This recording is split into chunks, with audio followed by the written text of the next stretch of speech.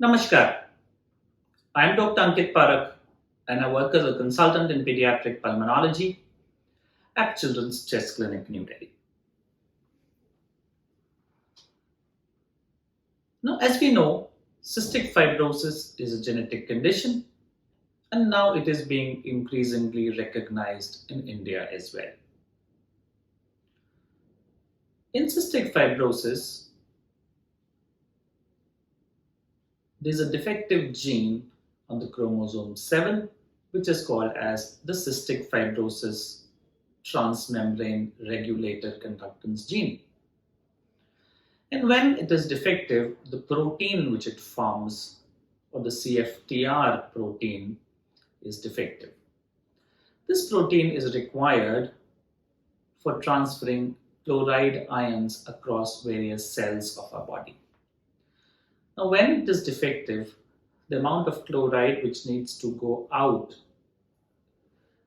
is less, and hence the secretions which are there inside the body, they would be dry, they would be sticky, they would be more viscid. Now, the main organ which is involved in cystic fibrosis is our lungs. Now, a very important defense system inside our lungs is the mucus which is formed. This mucus layer which is formed actually transfers the bacteria out of our body and protects our lungs. But because this protein is defective, the chloride cannot be pushed out into the mucus layer, and hence the water along with the chloride ions also doesn't come out. The secretions become more dry, they become more sticky, and hence it attracts more of bacteria. Now, when that happens, the lungs get repeated infections. That leads to damage to the linings of the lungs, and gradually the airway become more dilated and they are chronically infected. And later it produces a condition which is called as bronchiectasis. This bronchiectasis gradually can progress, the lungs can damage further and leading to respiratory failure. Now, children with cystic fibrosis, because of the lung damage, will have cough which is usually wet and which doesn't go away. They can get repeated infections in the lungs. They can get repeated fevers associated with fast breathing. They can have repeated chest infections. They can have repeated congestion and repeated pneumonias.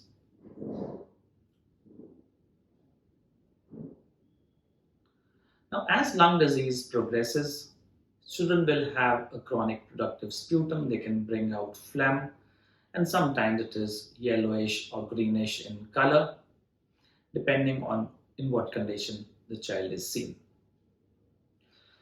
There can be various microorganisms which can be seen inside the lungs in cystic fibrosis, the commonest being the Staphylococcus aureus, Pseudomonas aeruginosa, Burkholderia, but sometimes we get atypical organisms such as non-tubercular mycobacteria, Aspergillus fumigatus, and multiple more. In many children, there can be 2 or 3 infections associated at one point of time. Now, what are the investigations which can be done to manage children with cystic fibrosis? So, sweat chloride and a genetic testing helps in diagnosis of cystic fibrosis, and we have a specific video which has been made on sweat chloride testing in children. To look at the lungs in a better way, we need sample and we need to send the sample for microbiological analysis. This can be either in the form of a sputum examination. Many a times we take a cough swab. So what we do in this situation is that we put a small swab stick at the back of the throat without touching it and ask the child to cough. And when the child coughs, the secretions would get impinged on the swab stick, which can be sent to the laboratory.